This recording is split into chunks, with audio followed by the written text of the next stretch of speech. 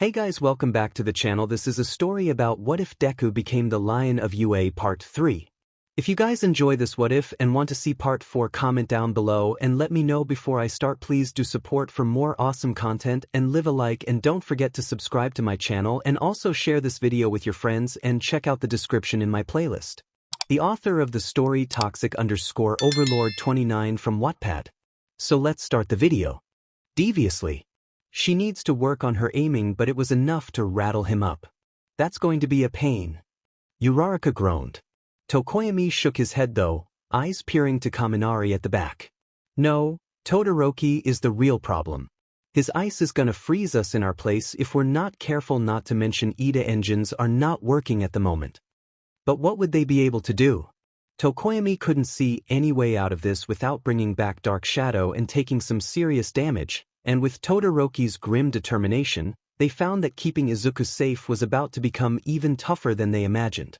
And with it, their chance to progress to the top 16 if they were beaten here. What do we do? They all thought to themselves, hoping to figure something out.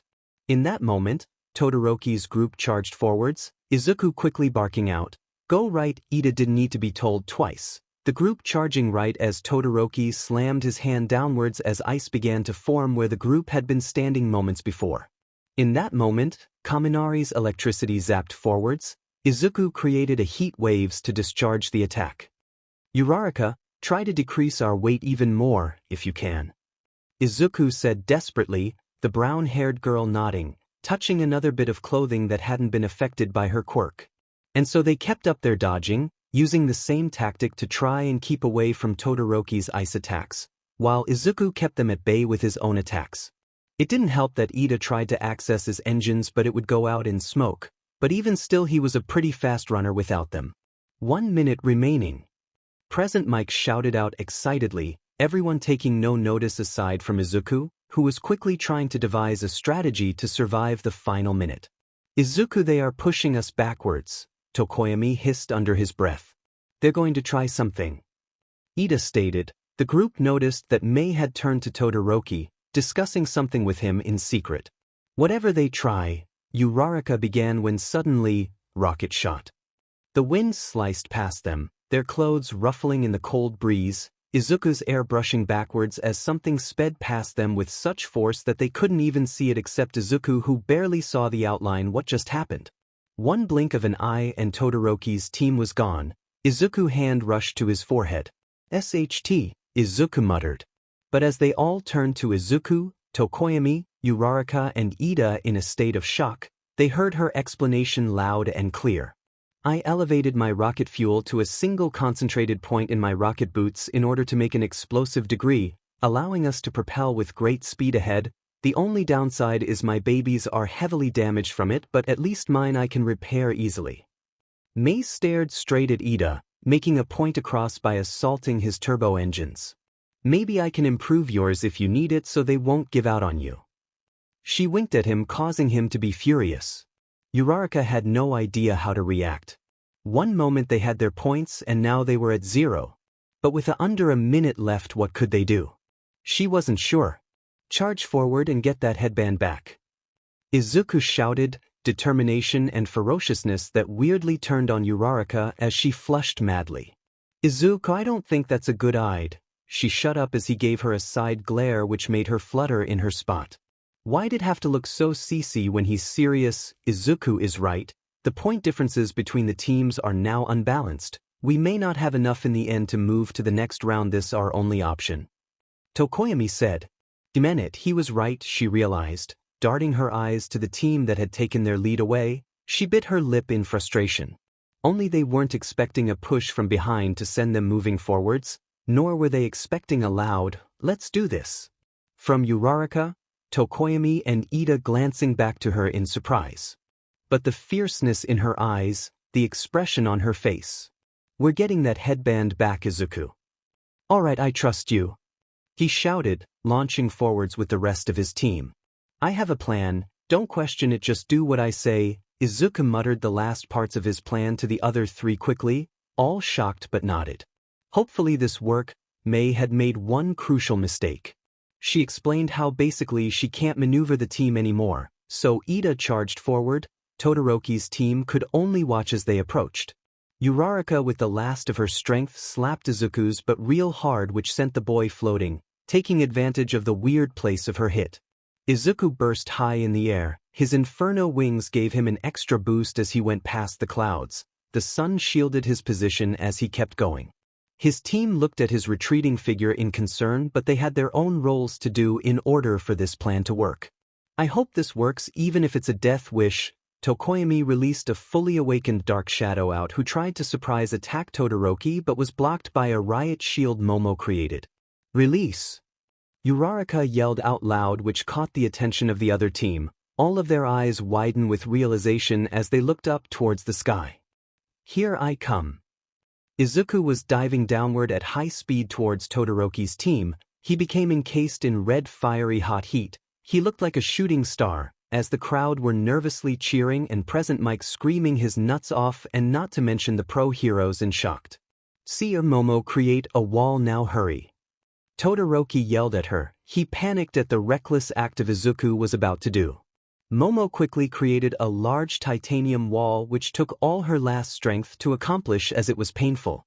Todoroki enhances the structure with his ice, making it more wide and taller. Shooting star. Izuku channeled OFA into his right hand ready to punch the structure, but to his surprise Todoroki shot his hand forward and sent a massive wave of ice his way.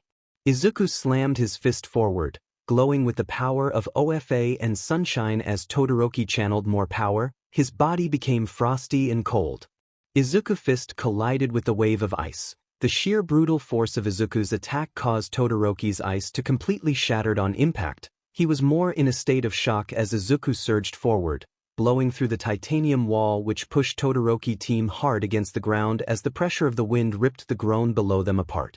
The attack shocked the audience and left all the pro heroes speechless, as only the aftershock of the attack was heard, blowing all the nearby teams away, even his own team. But thanks to Ida, he managed to unclog his boosters and barely outrun most of the damage in time. Once the smoke cleared up, everyone could see Izuku kneeled over Todoroki. His fist was implanted in the ground next to the half-and-half user's head, but if you looked closely, Izuku's chest was covered in ice as Todoroki has his palm over it. They both locked eyes with one another and smiled crazily. Their hunger for more power was just a small price they had to pay. Am I back? Momo groaned as she dusted herself off, limping a little as her leg was swollen. Denki and Mei, on the other hand, were knocked unconscious as they both laid in the pile of dirt. Todoroki and Momo heard the snap of the Velcro around Momo's arm. Dark Shadow managed to rip their headband back off. Wait a second. The headband, Momo muttered quietly as in the background they heard present Mike stating. They had just 15 seconds remaining. How did you guys know which one to get? She gasped horribly as she slammed her fist into the ground. Dark Shadow could not blame her. After that intense attack, he would also be confused. During the attack, when all of Todoroki's team were all focused on a falling Izuku, Dark Shadow went behind them and with his enhanced vision saw Todoroki pass the headband to Momo as she tied it around her arm. He waited for the perfect moment to retrieve it.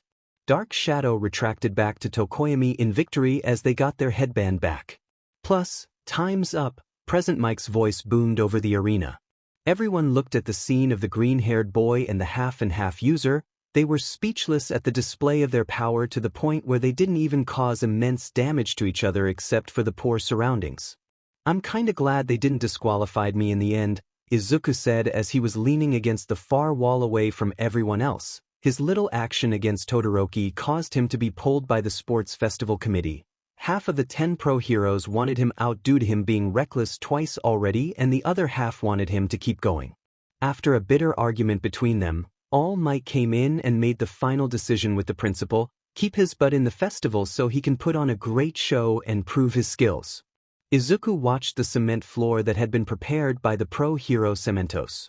He felt kinda bad for destroying a good portion of the arena, but he thought that by the end of tournament the stadium would have to be remade at least twice the size, considering that some of the students have destructive quirks. Izuku was interrupted by his thoughts. Turning around, he sensed a familiar presence near him. He smiled widely as Toshi joined him, laying a hand on his shoulder. He looked the same as always, as being tired.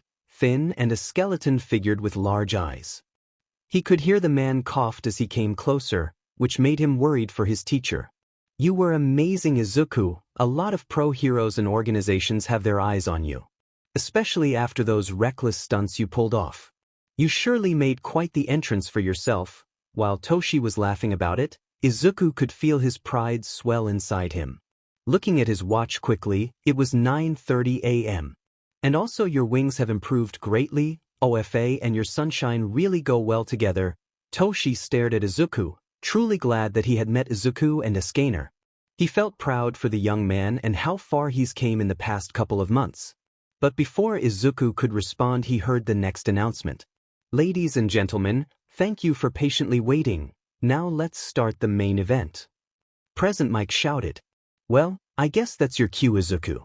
And remember to try not to blow up the entire stadium. Good luck with your matches." With that, Toshi left, and a bright smile took its place on Izuku as he watched the old hero walked away. "Alright, to kick off the tournament we need the kid who made a dramatic entrance for today and who shines as bright as the sun. Give it up for Izuku Midoriya." Taking a deep breath, Izuku stepped out into the stadium as the crowd cheered and clapped, shouting his name and doing whistles. His eyes wander throughout the crowd, noticing the many looks he was getting, such as admiration, curiosity, and sadly lustful looks as well.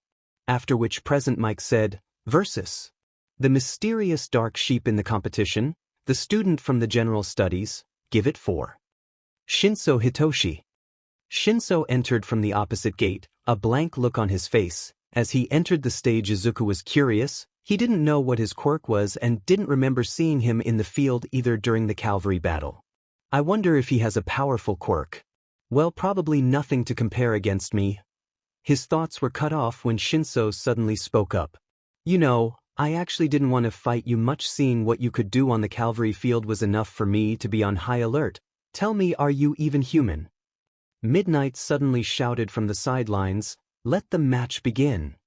"Of course I'm who." That was as far as Izuku reached before he felt his consciousness ripped away from his body.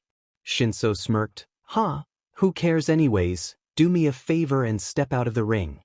Izuku's body automatically obeyed Shinso's command and started walking towards the exit of the stage.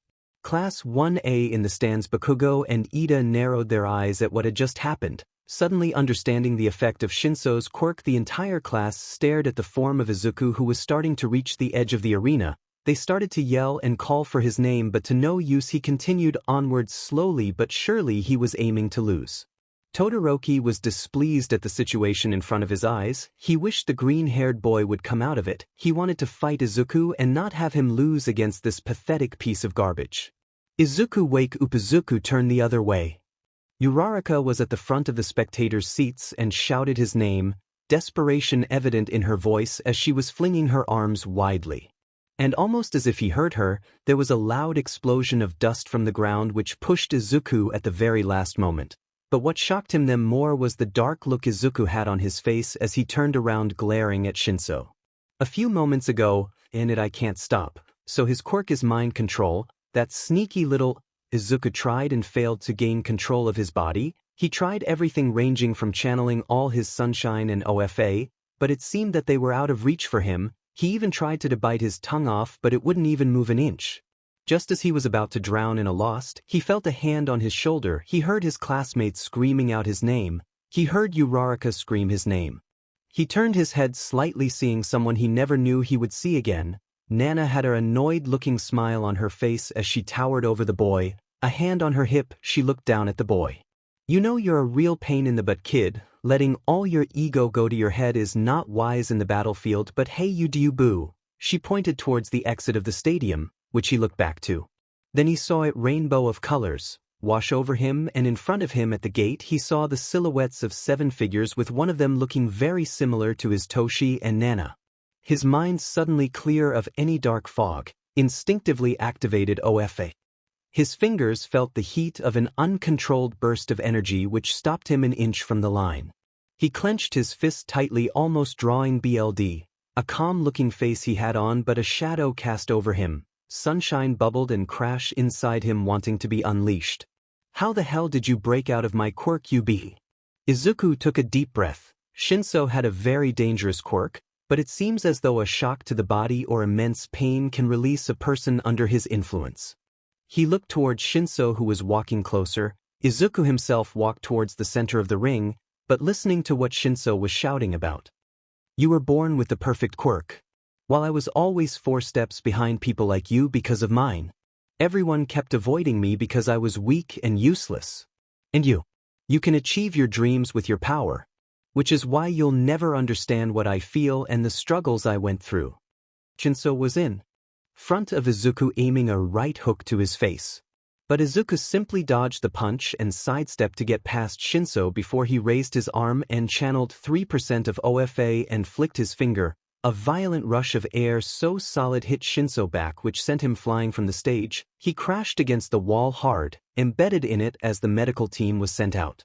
Izuku ignored Midnight announcing him as the winner, as if the only chance he had was put out before the crowd was awkwardly cheering as the fight ended.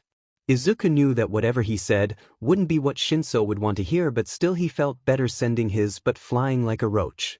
Shinso, there really is nothing I can say to you. You have a long way to go and I'm looking forward to working with you as a pro hero. Izuku muttered to the fallen teen who was being carried away by a stretcher. Thank you, Nana. He heard a small faint, "You're welcome," in the back of his mind, causing him to smile. Midnight looked at the boy curiously. She felt weird staring at this boy. Her body was calling for his touch, but she quickly threw that perverted idea out her head. She announced the next fight between Todoroki versus 𝗧𝗏. Class 1A stands. Whoa, I'm so glad you came out of that mind control quirk. Uraraka was jumping up cheerfully in front of Izuku. He did his best at not staring at her bouncing jiggly bee. He drooled a little but sadly caught himself. His eyes still wander over her curves. The real thanks is because of you. He smiled at her brightly, which she returned, more flushed than before. Hell yeah, that was awesome that you got out of it. Sending his but flying like that is what he deserved. I hope we have our turn fighting it out. He was kinda embarrassed by the compliments from his classmates, but before he could respond, Uraraka grabbed his hand and led him to a seat next to her in the front. Bakugo and Momo sat in the same row as Momo gave a knowing wink to Uraraka, gesturing towards Izuku, which she mouthed something back, causing them to both giggle. All right folks, let the match begin. Arena, well I hope you're ready for this because... Hanta opens with a swift tape attack, wrapping the half-and-half user up tightly. Todoroki seemed unfazed by this. He tries to fling him out of bounds. As Todoroki is being thrown, Hanta could hear a faint apology from him.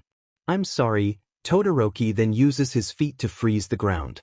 The ice attack quickly finds its way to Hanta, creating a burst that shakes the entire arena with a chilling breeze. The crowd was left shocked on what just happened, including some students, as Todoroki excessively freezes Hanta inside a giant wave of ice that leaves half the entire festival arena frozen. They see Todoroki break free from the frozen restraints while Hanta is immobilized completely. Half frozen herself, Midnight asks if Hanta can move. No, he stuttered out. The winner is Todoroki. She yelled with what little strength she had, trying her best to also get free. The arena can see Todoroki talking to Hanta as he melts the ice away, which causes the boy relief. Class 1A stands. Holy, see you talk about close encounter. Ida said as he touched the cold ice that was inches from his face. Looking to the left, he noticed Izuku melting the ice that was in front of him and Uraraka easily. Most of Class 1A were shocked at the display of his power, like if he was not even trying to begin with. All felt bad for 𝗧𝗏 since it was kinda a one-sided fight to begin with, but they admired his determination to see through with the match. As awkward light cheers from the pro heroes nearby and the audience filled the arena. While talk about Ice Queen, Uraraka mumble, causing Izuku to laugh in a fit of laughter. I swear you always crack me up. Izuku rested a hand on her shoulder, which earned a yelp of surprise as she smacked him hard across the face, sending the poor boy flying out of his seat. The others watched the blushing girl try to wake up the boy, but to no use. He didn't. He was in La La Land. Next up, Denki versus 𝗓𝗏. The rest of the class looked over to their electrifying classmate as he was making an effort to flirt with the vine-haired girl. Let the match begin. The battle begins and Denki asks 𝗓𝗏 if they could go out to eat after the battle. After she refused him badly, 𝗕𝗂𝗵𝗃𝗏 then charges his electricity and uses his indiscriminate discharge 1,300,000 volts technique. 𝗬𝗲 simply turns her back to 𝗕𝗂 and commands her hair to create a shield of vines to protect her from the shock. 𝗕𝗂 enters his dumb state and 𝗬𝗲 counterattacks by sending vines at him. The vines wrap 𝗕𝗂 up and hang him over the stage, immobilizing him. 𝗬𝗲 is the winner. Midnight then declares 𝗬𝗲 the winner, ignoring the stupid electric quirk user who was walking like a chicken. "Wow, he's such an idiot," Bakugo said out loudly, but everyone couldn't agree more. Poor Izuku was still knocked out as he sat in his chair in an awkward position with Uraraka occasionally slapping him, trying her best to wake him up. Next up, Iida vs 𝗵𝗃. Present Mike yells over the crowd. "Wish me luck, guys." Iida jumped down towards the stage and bowed to Midnight. May stood across from him looking sparkling as ever as she looked amongst the crowd. As the match starts, Tenya runs at May, and she turns on her mic and starts to explain Iida's special leg braces that she gave him so that he can improve his mobility. Before he gets too close, May avoids him with hydraulic attachments from her backpack. May uses her quirk to look at the spectating support courses. Iida tries to take advantage of her distraction, but her sensors on her backpack automatically activate her hydraulic attachments, making her hard to reach each time. The auto balancers on Iida's back allow him to keep from falling and easily change his course back towards May. But to no use, he couldn't reach her. She kept going on and on from the small gadgets she had to the larger ones, each with specific details, and almost forgetting the match. After 10 minutes went by, she finished the last description of her gadget. Satisfied with her results, she forfeited the win to a tired, angry Iida who felt used and exploited for advertising. "Wow, that's messed up," Momo said as she felt bad for Iida being used like that, like some kind of puppet. "Man, talk about a show." Bakugo laughed at the scene before him. They were restraining a pissed-off Iida who looked ready to murder May. "What did I miss?"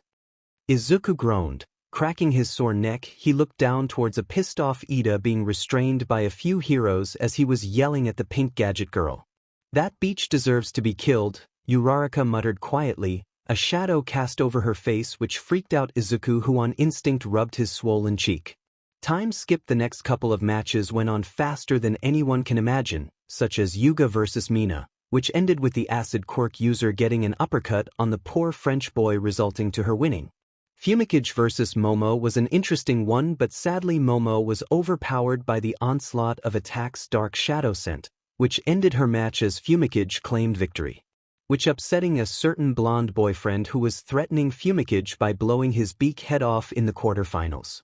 Next match was sure a standstill as Kirishima vs Tetsu, mostly because their quirks were oddly similar in every way except the Class B hero became metallic and shiny.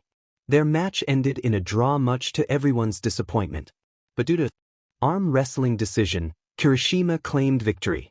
"Hey, good luck." Izuku walked Uraraka to the entrance of the arena stage. They waited patiently for her name to be called. She was up against the jackass Bakugo. Talk about a shitty pair-up, but it was whatever. Uraraka was nervous and determined at the same time, which was weird since her mood would SW. "I hope he's all brawn and no brain, you know. Maybe I can outsmart him," she said nervously as she was jumping up and down. The green-haired teen tried his best not to stare at her curvy figure, but was it hard for him. Next match, Uraraka vs Bakugo. "Wish me luck." With that, she ran in hurry, waving him goodbye. He prayed she would be okay. Uraraka faced the blonde psychopath who surprisingly had a calm look on his face.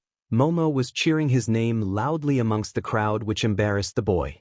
As the match started, the fight between Uraraka and Bakugo was pretty intense, more than any other match so far.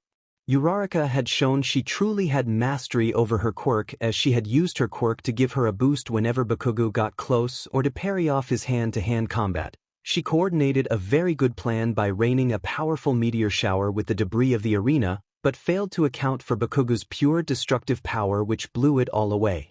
He would send powerful blasts towards her way, trying to make her lose her footing, but after a bit it was getting more dangerous. No matter what Bakugo did, Uraraka would dodge effortlessly. That all changed when Uraraka started to reach her limit. Her upset stomach slowed her movements down drastically. One finally blast hit her against the chest. The area that received the impact burnt her skin really bad as it was sending her flying across the ring and out of bounds. The winner is Bakugo. Midnight yelled out. She felt bad for the girl, but damn, did she give her credit for almost coming close with that meteor shower. Uraraka was quickly brought to Recovery Girl in haste manner. Izuku decided to tag along in following them. Recovery Girl medical ward, y'all can't all be here. Please, only one can stay behind. I don't want too many kids in my dim space, Recovery Girl said, annoyingly eyeing the large group in front of her. I should stay. No, not a chance. She needs a girl, not a weird but boy with grapes as for hair. Heck no, it should be me. Izuku watched his class argue amongst themselves like children. The girls were bickering at each other, seeing who's more her best friend, while some of the guys he knew were just trying to get close to her, and that pissed him off. Without another word, he moved past the people, bumping some out of the way in the process as he made his way halfway inside, which earned a small smile from the old female hero. When she wakes up from her little nap, the only face she would probably want to see would be me. So go back to your seats before you make an unnecessary scene. Izuku turned to look at the group with a piercing glare that sent shudders down their spines. For most of the students it worked, but some still try to resist, but to the end they had no choice now. Izuku didn't back down. After that, Izuku walked in with Recovery Girl following behind him. He went over to Uraraka's bed and got a good look at her. She was hooked up to a machine, probably to monitor her heartbeat as the machine beeped steadily. She looked like she came from a war, with several bruises across her face and on her arms. There were also some bandages on her head, probably to keep her from bleeding. She did crash against the concrete pretty hard. Izuku pulled over a chair, sat down, and grabbed her hand. Curiosity got the best of him as he grabbed her shirt and pulled it over her now wrapped-up stomach. It was seeping dried blood, but Izuku knew it was fine. She was gonna have a pretty good scar after this. She sure did put up a good fight. Even I was surprised, giving her all against Bakugo. She's a keeper. Recovery Girl teases the young boy by singing the Here Comes the Bride tune, making Izuku into a stuttering mess, as he was trying to defend himself. Izuku. When they heard a voice, they froze. Izuku, slowly turning around, thinking that it was a voice of an angel from the heavens. But it was true. Uraraka was laying there. Eyes, though very slightly, were open with a hint of amusement as she eyed the boy. She was now awake. Uraraka, you're awake. Izuku stood up, smiling at the girl, who smiled back with some kind of hidden emotion behind her eyes. Well, I guess I will give you two some room. Don't break my medical bed, you youngsters, Recovery Girl said. It earned her two blushing teens who were awkwardly looking in different directions from each other. It became silent between the two. The large TV in the background was on, as the committee were getting ready for the next round. Luckily he was the last fight, so he had time with her. Only issue is he didn't know what to say or do. He looked over her again, her face turned a little red. She wore her black tank top and striped blue workout pants. She cast a look to the side but occasionally sent him a quick side glance. Grow if pair and talk to her, you wimp, sin of pride my, but the familiar voice of Nama in his head encourages him. He needed to sort out his feelings later, but now he needed to just talk to her. Casually. You were really awesome today, Izuku said. You performed very well with your quirk out there. Those surprise attacks from Bakugo sure can pack a punch, aren't they? But you adjusted quickly in defense to not leave an open areas for an easy cross-court attack, which was very worthwhile watching you. I mean, especially hand-to-hand combat, you kinda overpowered him perfectly. He couldn't seem to stop talking. Every good stopping point in a thought, and his mouth spewed another word after word. It was more of a surprise that he wasn't nervous anymore. He felt more confident. Izuku looked at Uraraka, and she listened attentively while she looked at him. The sunlight from the window warmed his face, but it warmed further, knowing Uraraka had her lovely eyes on him. He caught a glimmer in her brown eyes for a moment. They seemed to absorb and reflect the sun all in one in a magical way. After he finished his little rant, she decided to speak up. Yeah, I guess so, she said quietly. I banked everything on that meteor shower and he blew it away in one go. I still have to improve so much before I'm anywhere close to his level, and not to mention yours. I didn't even do any damage to him. Izuku frowns. He can feel her getting upset just talking about it. Seeing her shuffle in the bed, it looked like she was trying hard not to cry since tears started to form in her eyes. Izuku sternly says, You idiot. The recoil from the explosion he used to blow all those rocks away nearly destroyed his arm. You're stronger than you think you are. Izuku looks right into her big brown eyes. Are you gonna give up here and now? What was the point in all this if you're gonna be this down and sulking about it like some DMN child who lost a freaking toy? Uraraka flinches and looks down, her bangs covering her eyes. Izuku sees a tear roll down her face. She pulled the sheets closer to her for comfort, but he continued onwards with his point. A hero doesn't sit around crying when they get knocked down, beaten to the last sense of life they have left. Izuku continues despite the tinge of guilt in his heart for making Uraraka cry.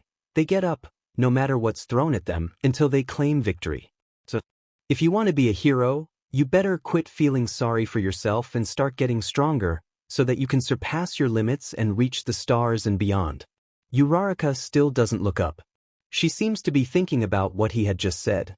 Izuku turns to the side looking out the window, and hears Uraraka's determined voice. I will beat Bakugo and you.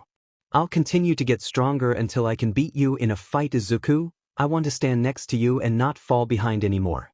Izuku turned around and grinned. There she was. There was the girl that refused to back down from the fight, and not to mention the powerhouse he saw in her. Well then, prove it to me by actions, not words next time. Izuku was excited. His heart was racing, his palms were starting to sweat.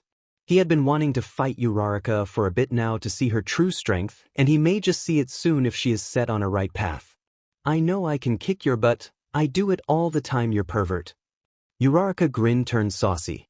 Yeah, more like surprise attacks. He growls a little but returns to her bedside. They both turn towards the TV to watch the next couple of fights go by.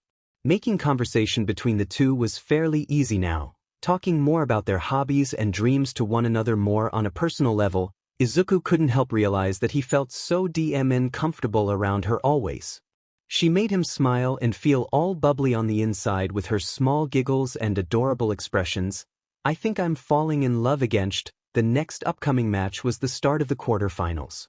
Ida versus 𝗵𝗲. The vine hair girl was ended really quickly, much to everyone's disappointment. Ida used a technique called 𝗵𝗃𝗀 burst. Immediately, with such insane speed, he went behind the girl and forced her out of the arena, which surprised Izuku and Uraraka. Why couldn't he use that technique in the beginning or before his boosters clogged up? Well, it didn't matter anyways, they won in the end. Izuku was doing Ida impressions to make Uraraka feel better. She was laughing up a storm, causing the other people outside the medical room to be curious. The next match was also a one-sided fight as 𝗵𝗃𝗁𝗃 versus 𝗵𝗃 were going at it. Sadly for the acid quirk user, she was at a major disadvantage. She was knocked out cold with one hit that sent her flying out of bounds. The crowd cheered, but at the same time the last couple of matches haven't been exciting for them. Izuku pointed out 𝗵𝗃 could have won if she had more better control over her quirk, but sadly that wasn't the case. Most of the girls really didn't know hand-to-hand combat, so they rely heavily on their quirks, and even most of the boys, which leaves them at a disadvantage on the battlefield. The next one was Bakugo versus Kirishima. During the battle, they were trading blows using their quirks. Kirishima hardened skin dampens Bakugo's explosions. Bakugo backs off, mulls over Kirishima persistence, and wonders how long his opponent can keep his hardening up. Of course, he forced him to use his hardening quirk, and when the time was right, Bakugo channeled a powerful strike to his side, shattering his defensive position, leaving the poor boy to submit to Bakugo in the end. His skin cracked and looked shattered, but seemed to pull through as he smiled at the blonde kid in admiration. Wow, that sure was a couple of interesting matches, right? Izuku and Uraraka both left Recovery Girl's medical office. He offered to walk her to her seat, but she wanted to send him off to his match. Yeah, sure was. Hopefully you can advance into the next round. I think Ida is itching for a fight against you. She playfully smacked his arm. Yeah, we shall see. I'm confident in my ability. Wish me luck out there, I may need it just in case. I will. I would probably be the loudest one in the arena screaming your name. She smiled and waved him off, going their separate ways. Izuku didn't notice her haze lingering on his retreating form. She wanted to hug him badly, but another time would do. Alright folks, the final match for the quarter-final round will start in 2 minutes. Present mic voice sounded excited, probably since this would be the highlight fight of the event. As Izuku was walking through the hallways, Heading towards the match against Todoroki, he ran into a familiar hero Endeavor. "Hey kid, you got?" "Second," Endeavor said in a flat tone. "Endeavor, why are you back here?" He questioned the flaming hero in confusion. "I've been watching your progress. You happen to always be one step ahead in front of my son, without even using your full potential. Before you go to face my son, I need to know. What is your true power?" "It's so much similar to mine." He stood over the boy, trying to intimidate him. "Well, not much to say considering that your quirk is nothing to compare to mine," Izuku said in an annoyed tone as he began walking off. "So you have an ego, huh? Well, I wouldn't be surprised, unless you can back it up. Give it your all. Put up a good fight against him, and I wouldn't want to hold back against his flames when they do come out," Endeavor said, stopping Izuku in his tracks. "That's all I have to say. You know Todoroki is not you. His quirk is his own, not yours. His life is his own, not yours. His dreams is his own, not yours." Izuku turned to face Endeavor. His golden eyes grew brighter with an intense glare. "And his flames are his own, not yours. Besides, they can't compare to the intensity of the sun anyways." Without another word, Izuku hastily walked away from an angered Endeavor to his match. Arena stage. Izuku and Todoroki both walked onto the platform. Both of these competitors have won top marks in this festival so far, but now we have made it to the final round of the quarterfinals, and there is only room for one of them at the top. Will it be Izuku, the continuous winner using his destructive force of a quirk? Or will it be Todoroki, whose ice can even freeze an entire arena like nothing? Present Mike said as Aizawa too was kinda nervous of the outcome of this fight. The crowd cheered madly as they waited for this match to happen. These two are on a different level, and for them to be paired off like this was a dream come true. Even Midnight was a little nervous as well. Standing in the middle of these two, she could feel the tension in the air, and it was thick. "Begin!" she yelled. The match instantly began, Shoto sending a powerful stream of ice straight towards Izuku, hoping to attack quickly and decisively by knocking his opponent out quickly. Yet, Izuku wasn't going to be a pushover. Shooting an intense heat wave from his hand, he melted Todoroki's ice with little effort as it turned to boiling water. Once, twice, 3 times more. Todoroki tried the same move, just to have his ice melt to Izuku's heat attacks. Class 1A stands up in the stands, where Class 1A were watching. Uraraka took a seat next to Momo. "I can't believe they are paired up against each other in the final match. I was afraid I was going to miss it." "Yeah, right? SHT talk about pay-per-view prime time," Momo said as she earned a grunt from Bakugo, who too was watching the fight intently. Uraraka didn't respond, focusing her attention to the fight as well. Shoto kept creating wave after wave of ice, while Izuku kept melting them with his heat attacks. It seemed to be a perfect stalemate. "Momo, who do you think will win?" "From how the battle is going right now, it's an endurance race. Whose quirk will last longer, right? I'm sure they both have a limit to their usage." Todoroki, his body becomes covered in frost every time he uses it constantly, and for Izuku, I really don't know his limits, yet he don't know. Momo drifted her gaze to Izuku and curiosity. She never seen his limit before, so this was going to be an interesting fight for sure. "Deku has this in the bag," Bakugo muttered under his breath, but the two girls heard him. Smiling at his answer, they continued to watch the match. Arena. Todoroki then let out a massive wave of ice at Izuku, making it continue to grow as Izuku melted it with his mini-suns. Izuku's attacks stopped when a sneaky ice hit him, knocking him back a few feet. "What's the matter, Izuku? Having trouble keeping up?" "Hardly, I was just getting a little hot over here. Thought would be refreshing to get hit by that breeze of cold air," Izuku yelled out. Izuku pushes himself forward and closes the distance between him and his opponent. Todoroki has put out another stream of ice, but Izuku climbs it and jumps down to confront Todoroki head-on. He delivers a strong kick to his chest, and Todoroki stumbled back into his own ice wall, cracking it from the force he received. Todoroki steadies himself and brings up his right arm to shoot more ice, but Izuku is already in his face. He slams Todoroki's head hard into the ice with OFA, with enough force to shatter the hard wall of ice before grabbing the front of his opponent's uniform and flipping him to the ground. Todoroki had the air knocked out of his lungs as he hit the floor with a loud thunk, resulting in a small crater.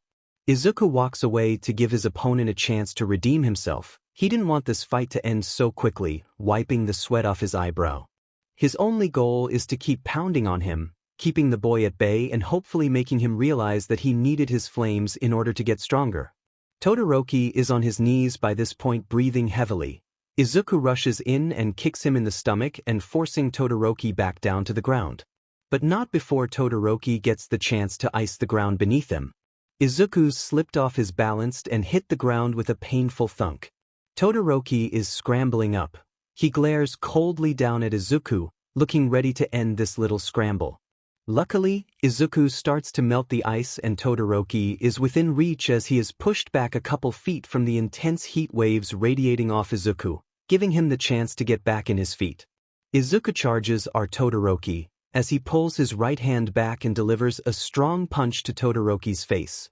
He feels the boy's nose break beneath his fist, the cartilage cracks and fractures like a pencil.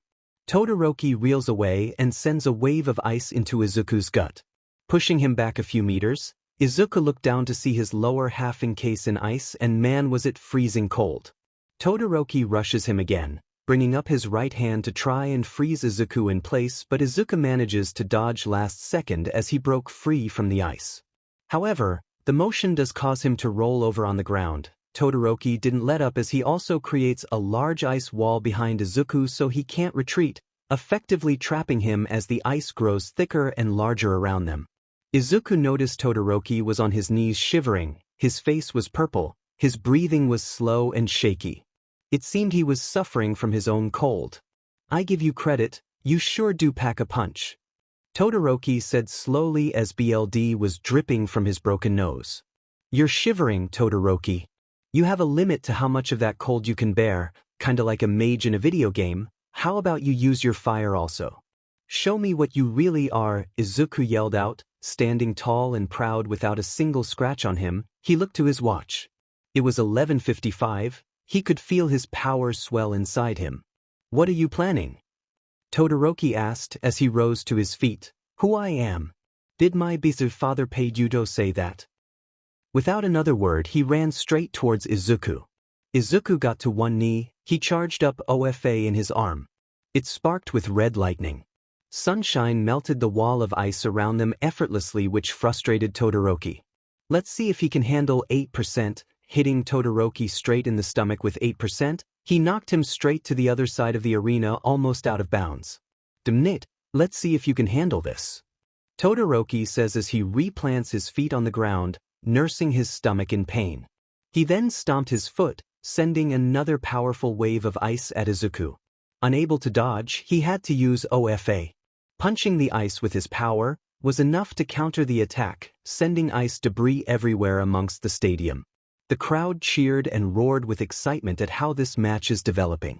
For once present, Mike was quiet as he too was astonished at the sheer power of these two. "It's not just you that's slowing down. Your ice is getting weaker too, kinda disappointed," Izuku said cockily as he walked out from the mist of steam. Enraged, Todoroki is able to send out a larger wave of ice this time, requiring Izuku to use more than his 5% to smash it. He had to use 15% to punch it, damaging it in the same manner as before. "While you still have it in you," Izuku leaped at Todoroki, using 5% in his legs in order to be able to move across the platform, then used a 10% punch once more, hitting Shoto in the stomach, causing the boy to cough up blood, and a couple of cracks were heard throughout the arena as Todoroki ribs were cracked. Izuku succeeded at knocking Todoroki to the other edge of the platform. He would have been knocked clean off if Todoroki wasn't prepared for it. The backlash of attacks were getting worse now as he noticed his hands swelling. Izuku could feel his uniform shirt ripping as his muscles grew bigger. He was reaching his peak. He needed to finish this quickly before his time runs out, missing his minute window. Todoroki was standing on the platform once more, opposite of Izuku. He felt cold, his right half was covered in ice. His body was in immense pain. He was sure his ribs were cracked and few other bones as well. He felt angered for how much Izuku is unharmed by him. "I must say you sure are a stubborn one," Izuku yelled out before leaping straight at Shoto, his left arm charged with OFA. But Todoroki planned for this. Todoroki grabbed Izuku's arm with the help of his ice, and used his body weight to swing him around back towards where he jumped from. throwing Izuku into the ground harshly as he was covered in a thin sheet of ice. I didn't even feel that. Maybe if you put more effort into it you can do real damage. Shut up. Todoroki yelled, already beginning to use his left side to melt the ice off of himself. Steam came of him violently as his fists were shaking in rage. To be fair, I'm not even at my full power yet, Izuku yelled out, leaping forward and using a 2% punch with his left arm. Todoroki took the hit, but only stumbled back a few feet. I'll show my father. Show him what? Your power is your own. Your own quirk. Not his. Remember this, have pride in yourself and stop being a little baby beach who sulks over it, grow AF pair. Izuku yelled out, shocking everyone in crowd, who knew he had a mouth. Todoroki then remembered watching TV with his mother. It was an interview with All Might, talking about quirk inheritance, then his mother telling young Todoroki he was not a puppet and he was not bound by his BLD. He was not his father, not that monster, because he was better. He wants to become a true hero so that everyone can look up to. His mother was his light in this dark world. He needed to be strong for her. Accepting his burden is what will give him the power he needed to become the hero he wanted to be, not what his father did. His own life, not his. With a primal yell, Todoroki exploded into flames, making them so bright red, they continued to envelop him as they swirled around him wildly like a tornado, an appealing mixture of red, yellow, and orange. Todoroki kept yelling, but as his voice began to trail, his flames began to die down as well. Todoroki had blazing flames erupting from his left side and a harsh blizzard forming on his right. I thought you wanted to win.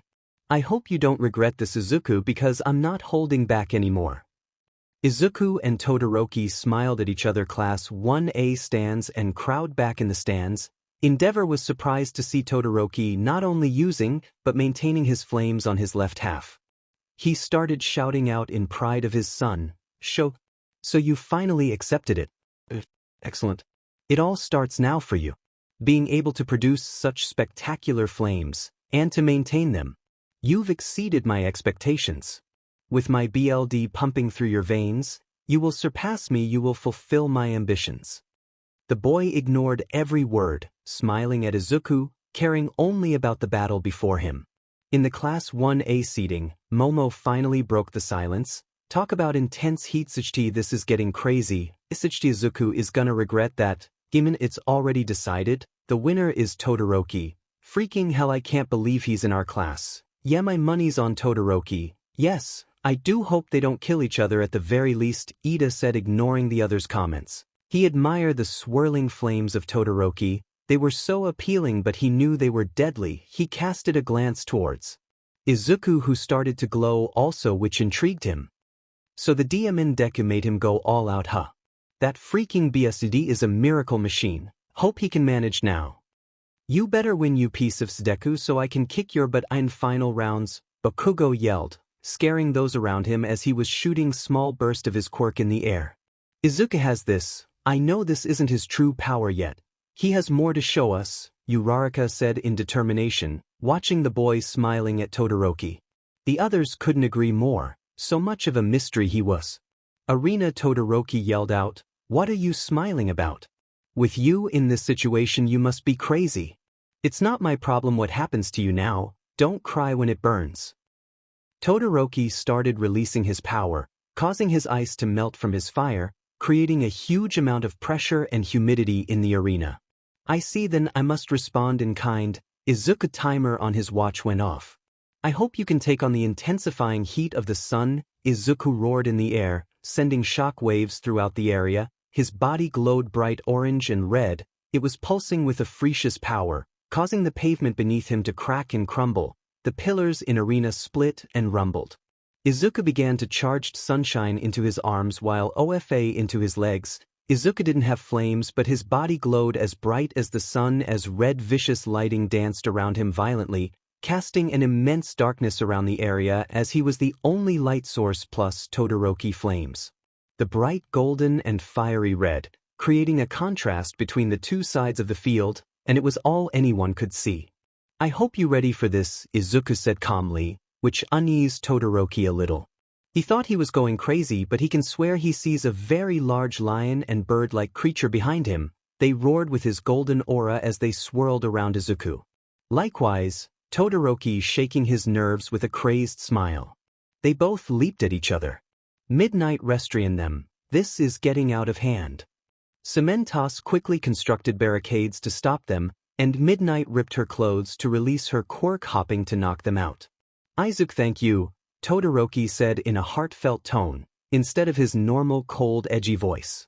Izuku used his right left to break the barricades, saving his right arm for the punch against Todoroki, while Todoroki ice and fire broke the barriers for him. Each barricade was destroyed and neither of them showed any sign of slowing down. Izuku yelled with all his might. Star Fall Bullet. As Todoroki's flaming fist approached Izuku's, the two attacks interacted with their own battle, neither one wanting to change colors to match the other intensity.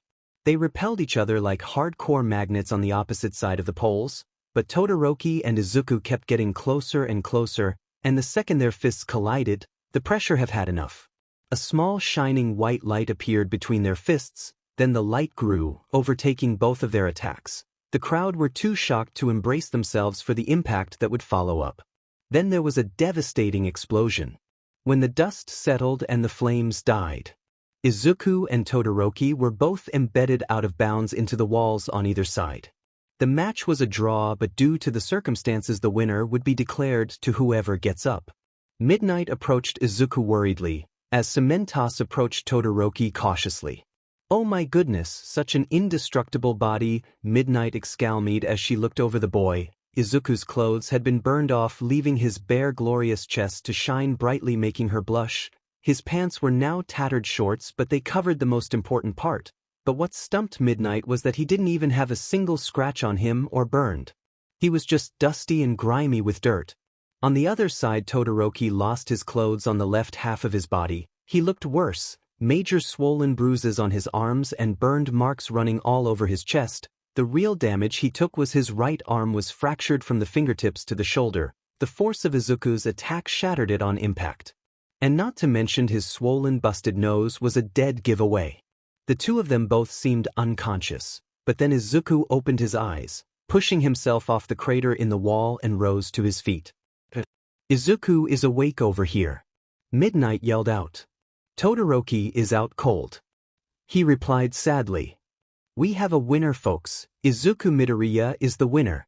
Present Mike yelled out to the crowd, who roared with applause at the astonishing performance of these two powerhouses. Izuku raises his fist in the air with so much pride he could cry right there and then, but looking over to a familiar brown-haired girl in the crowd, he held it in seeing her smile and cheer. Class 1A stands. Are you sure you are okay, Izuku? We can take you to recovery, girl. A concerned Ida sat next to Izuku, who was watching some volunteers still fixing the arena him and Todoroki destroyed. Yeah, I'm okay. Look, not even a scratch on me, Izuku said happily as he moved his hand all over his bare chest and arms, earning a sharp yelp from Uraraka, who was doing her best not to knock him out for his careless CC actions. If you say so, folks, the semi-final round is about to start. First up we have Bakugo versus 𝗵𝗃𝗁𝗂. It looks like you're against me next, Izuku says, cockily hoping to get a rise from his fellow glasses friend. I must say I'm truly honored to face you. Hope one of us can achieve greatness, salutes the boy and turns back to watch the match before them. Start. 𝗵𝗃𝗁𝗂 tries to attack with Dark Shadow and Bakugo counters by hitting the Dark Shadow with an explosion. 𝗵𝗃𝗁𝗂 defends himself with Dark Shadow while Bakugo forces them to retreat back with a barrage of his powerful explosions. Izuku felt bad for 𝗵𝗃𝗁𝗂 since it was such a bad pair-up to begin with. 𝗵𝗃𝗁𝗂 is unable to go on the offensive because of all the light from Bakugo's quirk is producing, which is stunning the hell out of him. Everyone can see 𝗵𝗃𝗁𝗂 mulls over his desperate state. He admits he underestimated Bakugo and worries that he is running out of darkness because he did not get a chance to recharge Dark Shadow in the realm of shadows. Bakugo jumps and uses an explosion to propel himself quickly at 𝗵𝗃𝗁𝗂. 𝗵𝗃𝗁𝗂 ponders if Bakugo is trying to wear him down since his moves appear to be getting faster and more aggressive. He blasts Dark Shadow with an explosion in midair. 𝗵𝗃𝗁𝗂 orders Dark Shadow to grab him, but the blonde teen evades by using an explosion to fly away and lands behind 𝗵𝗃𝗁𝗍. Dark Shadow adjusts and rushes Bakugo, which he counterattacks by unleashing his stun grenade technique, which produces a large flash of light with one big explosion. With Dark Shadow weakened by the light, Bakugo tackles 𝗵𝗃𝗁𝗍 and grabs his beak. He holds a steady explosion in his hand to produce enough light to keep Dark Shadow weakened. 𝗵𝗃𝗁𝗍 seems frightened by this turn of events. If you ever lay your hand on my Momo again next time, I will make sure you and your demon quirk get a suntan. Bakugo slammed his fist next to the bird boy's head. Walking off, he knew he won the match. He just couldn't wait for the real fight to begin. He looked over to Izuku with a sinister smile, which he received a predatory grin. The winner is Bakugo. Talk about overprotective, Izuku said, causing the other two burst out in laughter as the class looked at them. Momo smiled at her boyfriend's antics. It couldn't be helped, she kinda liked this side of him at times. Suddenly a phone went off which alerted everyone to the source of the sound. Ida stood up quickly with a confused look on his face as he looked at the caller ID. Please excuse me, he left rather quickly without another word. Some classmates were curious but kept their mouth shut as Bakugo came back in and took a seat next to Momo. You think he's okay? Uraraka questioned with a hint of concern lacing her tone. Yeah, I believe so, probably has a family member congratulating him for making it this far, who knows? He was also a little worried over something so small, but he got a bad feeling from this until. Everyone, can I have your attention please? Ida Tenya is out of the match due to some family emergency. His match with Izuku Midoriya is cancelled and so Izuku would move on to the final round against Bakugo, Midnight said to the crowd of people. Some were concerned and others were upset on another good match that could happen. Wait, what the hell? Izuku and Uraraka shot up. They looked towards where Ida left and were about to chase after him, as some of the other classmates were going to follow their actions. Next match, Izuku versus Bakugo. Please come to the stage at once.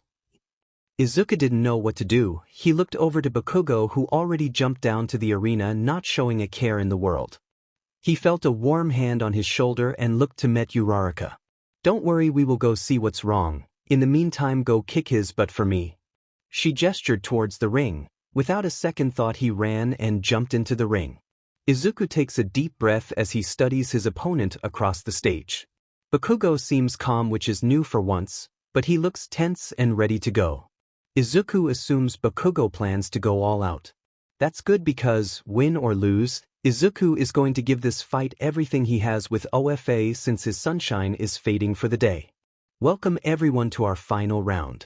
I'm telling you, this has been quite the event. Our first years have done a great job so far, especially with the last couple of fights. Sorry to hear about Ida's situation, but we must continue into the final round.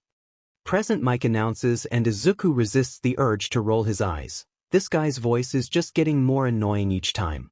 I'm going to destroy you, Deku, Bakugo says darkly. Then maybe you'll learn who's better.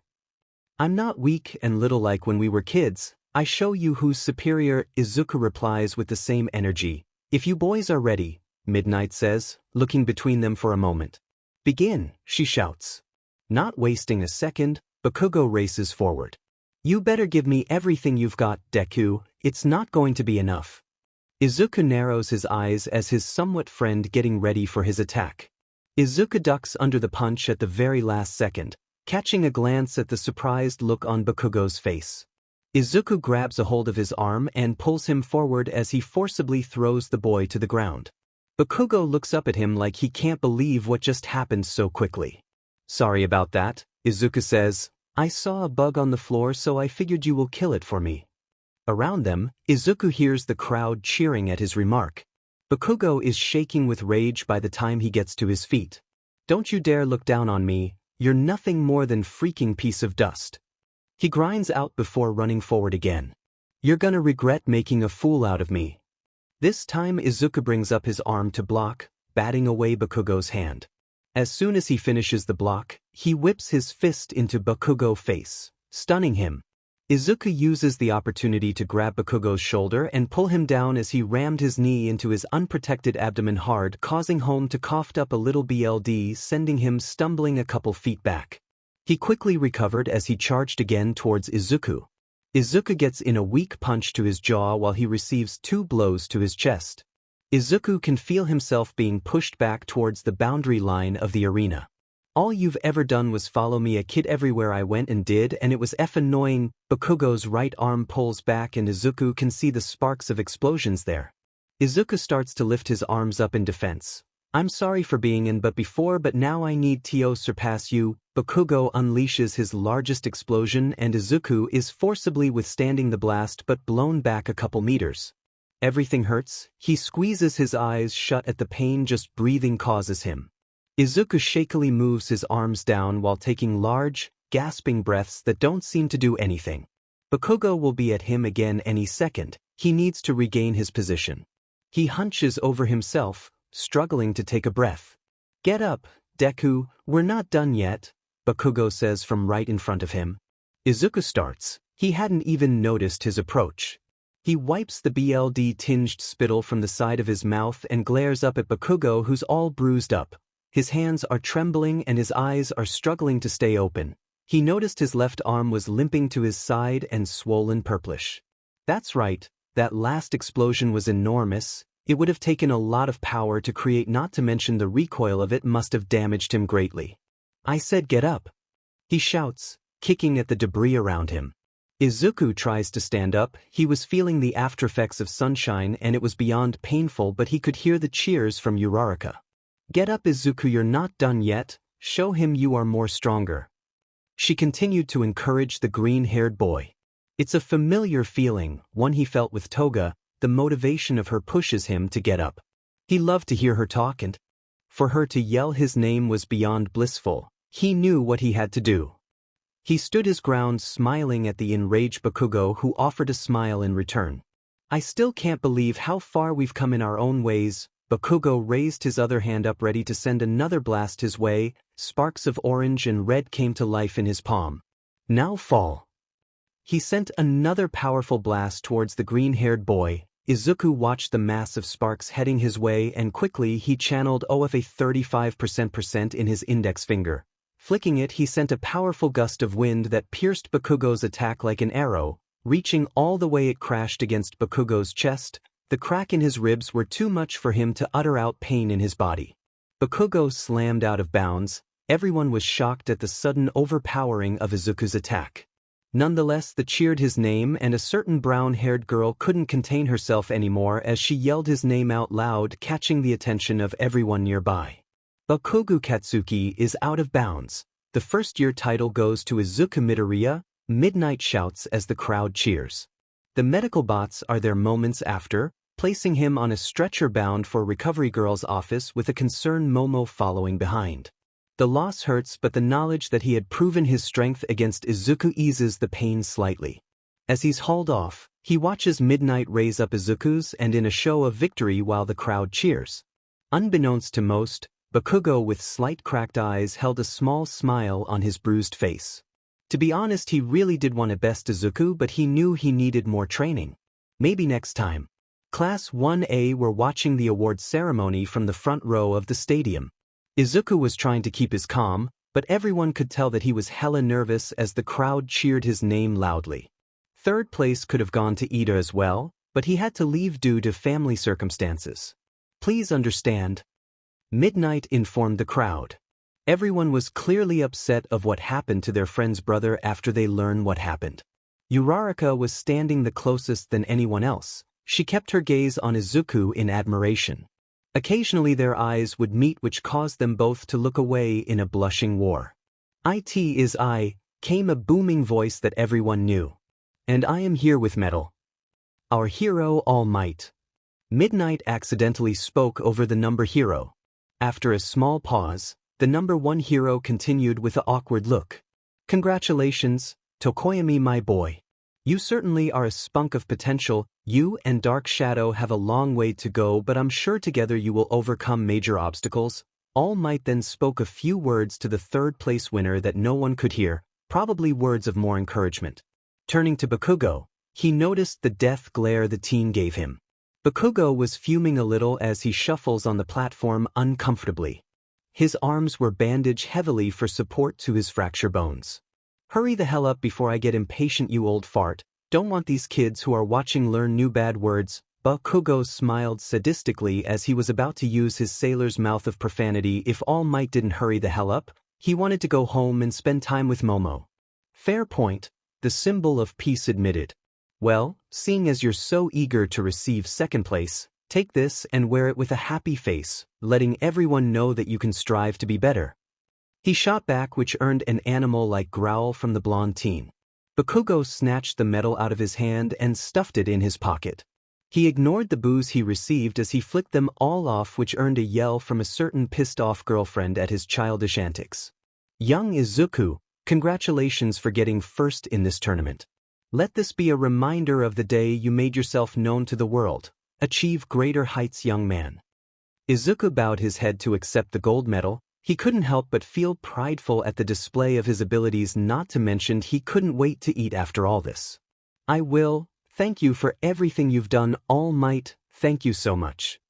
Izuku admitted, trying his best to not cry. His idol gave him a pat on the shoulder and told him his thoughts. You have come a long way, young Izuku. The green-haired teen nodded. Also, don't worry, we will complete your training. I know someone who will help you with your speed. I will talk more on the details tomorrow. Without another word, All Might turned around facing the crowd. And there you have it. This year, it's these three. The seeds of the future were planted here at this tournament. All these children have proven themselves to carry on the torch of the next generation of heroes. Give them a round of applause. At the end of the speech, there were many screams from the crowd at the heroic speech.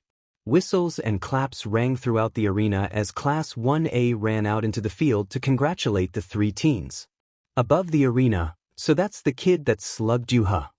A short, slim woman said. Her hair was ash gray with highlights of red in it. She wore jeans with a red shirt and biker jacket. Adjusting her glasses, she glared at the figures below. Shut up, Plague. He's surprisingly stronger than he looks, not to mention way stronger than when we last encountered him. War clenched his fist. He was angered at such a display of power, the boy. It also was exciting to see him evolved with sunshine, greatly far surpassing Escanor's previous abilities. Well, looks like a plain kid to me, but whatever. Can we go now? We've been here all day watching this stupid tournament. I'm freaking bored as hell. Plague levitated upside in the air. She was getting bored of the display of the humans' performance. If she was down there competing, she would slaughter all them without hesitation and claim the victory, but Dim and Lilith had them on a tight F-leash. Yeah, let's go. He paused and looked down towards Izuku one last time. Come on, let's go see if we can find some humans to torture on the other side of this city. Last one is a rotten egg. Plague opened a portal and Swan dive into it quickly. She was itching for some souls. Little SHT, wait up. Far side of the arena. Wow, the kid sure is powerful. Demon, I didn't know you were dating a freaking monster. Twice said out loudly. He was dressed in simple civilian clothes, from blue jeans to a blue t-shirt with a cap covering his short blonde hair.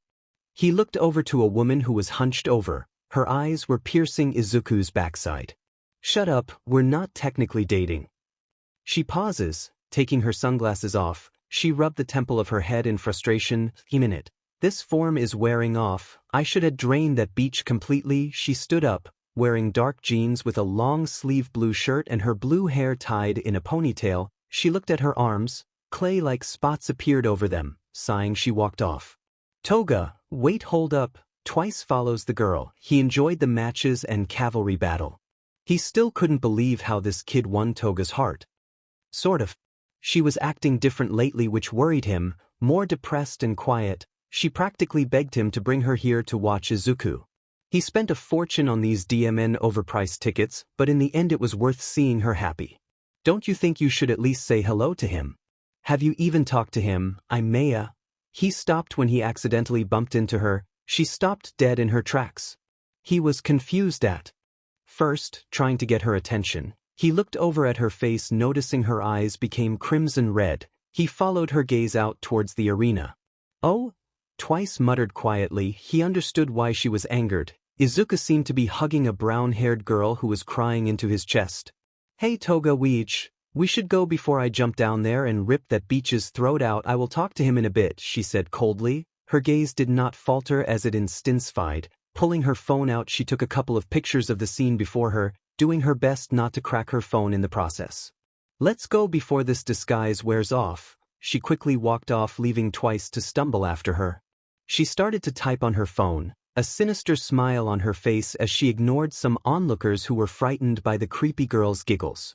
Locker room, you were great Izuku, like holy hell man, you really knocked Bakugo on his butt. Kirishima patted the green-haired boy's back. A couple of other guys agreed as well, cheering his name loudly. Shut the hell up, you F-pigeons. Bakugo brushed past Kirishima and Denki, almost bumping shoulders with Izuku, but redirected. Izuku and everyone else watched the fuming teen walk out of the room, slamming the door behind him, causing the door to rattle with vibrations. Izuku ignored the act as he continued to get dressed into his normal clothes, conspiring of dark jeans and a dark blue hoodie. He started to make small talk with 𝗵𝗃𝗲 and a mini dark shadow over their hobbies and passions, having more in common than they thought. His phone went off, catching the attention of the nearby guys. Kirishima leaned over to see the caller ID and he was stunned. The screen had a picture of cute-looking blonde girl with a large smile on her face. Her yellow eyes complemented her skin tone. Not only that, but she was hugging a smiling Izuku, who was the one taking the selfie of them too.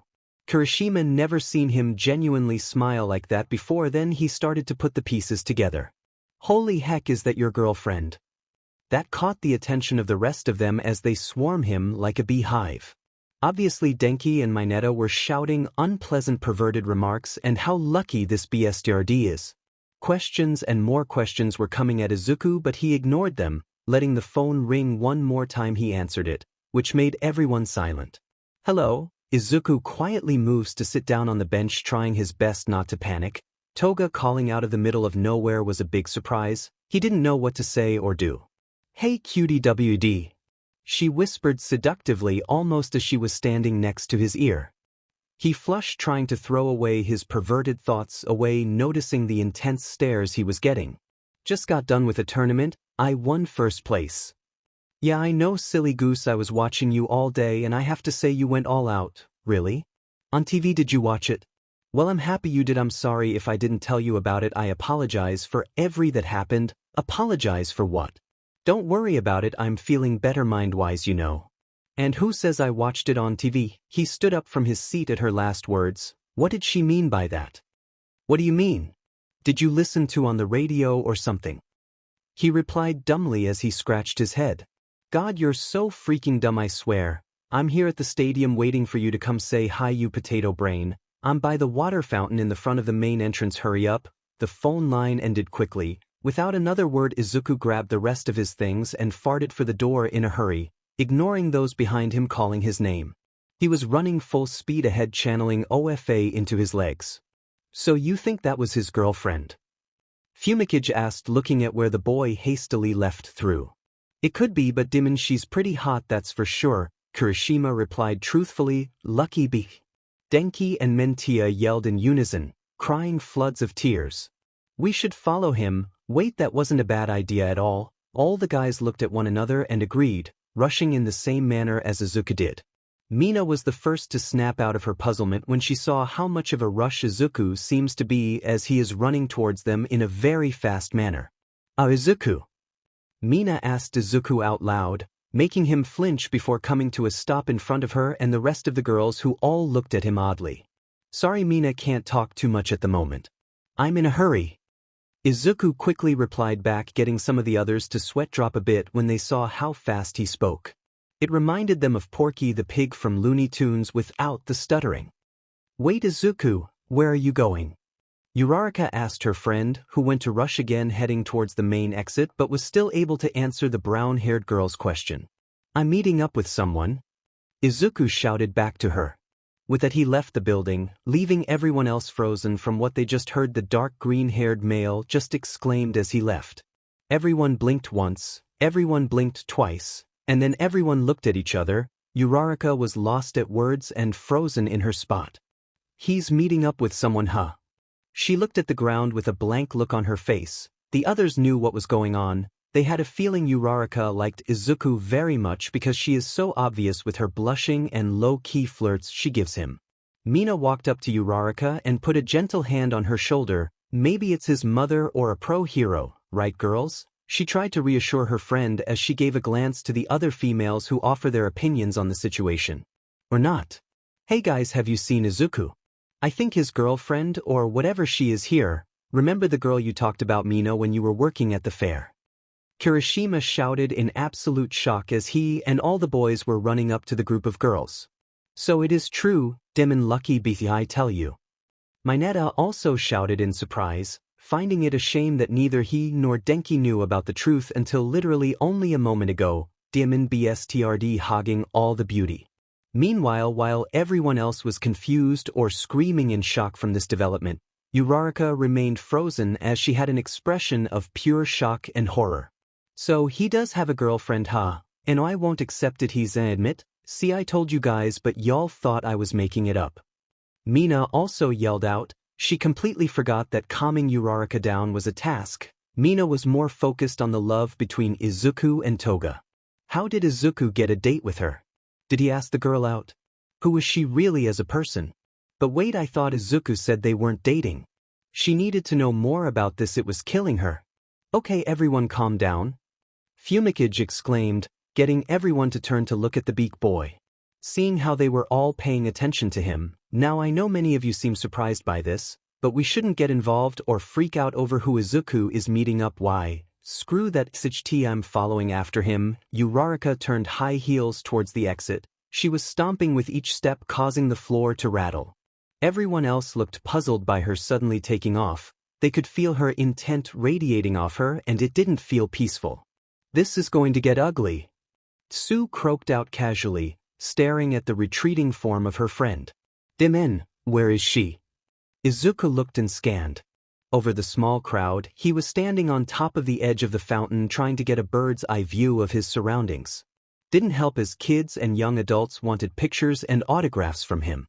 To their sadness, he quickly evaded and did his best to ignore them.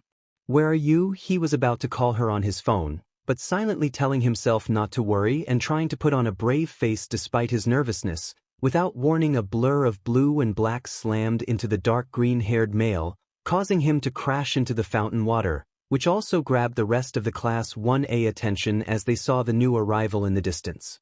Luckily for Izuku, most of the people around him went to the group of teens for autographs and pictures, much to their annoyance. Izuku, I'm like your biggest fan in the whole world. The new arrival shouted with happiness, hugging the now greatly blushing Izuku from the close contact, discarding the fact they were soaking wet in the fountain pool. Wait, ma'am, please get up, I'm sorry, I'm waiting for someone else. Izuku scanned over the features of the woman on top of him. She looked nothing like Toga except her smile, but this woman looked like a model or businesswoman. He was about to push her off until her voice changed. So you passed test number 1. Most men would relish the idea of a woman on top of him in any setting.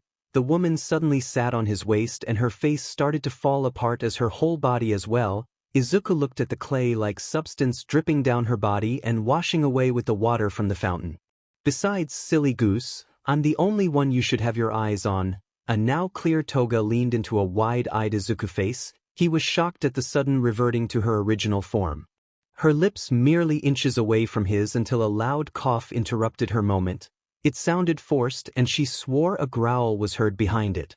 She turned head slightly to meet brown chocolate eyes. She could see the fury behind those eyes. Toga remained frozen in her spot, looking over the features of this girl. Nice silky brown hair, rounded cheeks with a tinge of natural pink, and her BRC size looked ready to burst out her shirt. She was wearing a black skirt and a gray shirt tucked in it.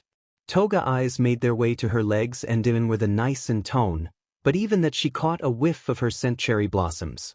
Who are you? Toga glared at girl. Her eyes became orange, almost turning red, but what surprised her was the girl had the same look on her face. Cold and dark as her face scrunched up anger. The real question is, who are you? She shot back, stepping a little closer, no falter in her gaze.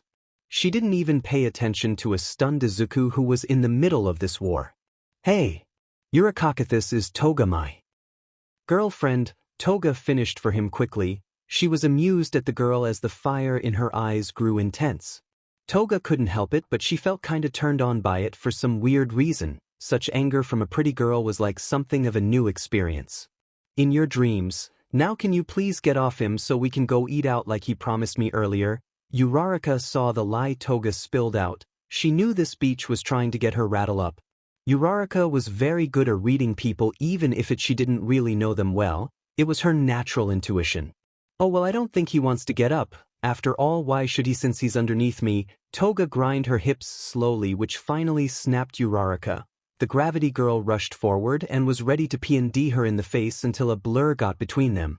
What? Toga was now standing up in the fountain. She couldn't react at all. She felt a fast motion of her moving, but she looked to her side and saw Izuku catching the punch of Uraraka. He held a small smile on his face. Uraraka, please, she's just a friend, alright. She's not some stranger taking advantage of me, trust me. Izuku was clueless at the situation before him. This whole time he thought Uraraka was gonna P&D Toga's face, and because he thought Uraraka seen Toga as a fangirl wanting to get too touchy with her idol. Such an idiot boy. I'm sorry, Izuku. I don't know what came over me, I apologize. She relaxed at his kind smile, which made her feel like floating to the stars. That ended quickly when Toga wrapped her arm around his waist. Yeah, chill, I'm just a friend. She seductively whispering the last part, which earned her another harsh glare, sending shudders down her spine, making her excited. So this is the girl Izuku has been hanging out with a lot. I'm confused now. I want to cut her spine out, but at the same time I wouldn't mind marking her up new. She's the enemy. Izuku is yours. Toga let go of Izuku's arm and clenched her head again. Another 𝗕𝗵𝗋 headache was happening again. Izuku, unconcerned, helped her out of the fountain. They both were soaking wet. She couldn't help but laugh when she caught Izuku looking at her wet shirt. Her 𝗬𝗲 was showing through the thin fabric. You're such a perv. She moves forward to him, ready to press up against him, but then a clothing item and towels slammed against her face, blocking her vision.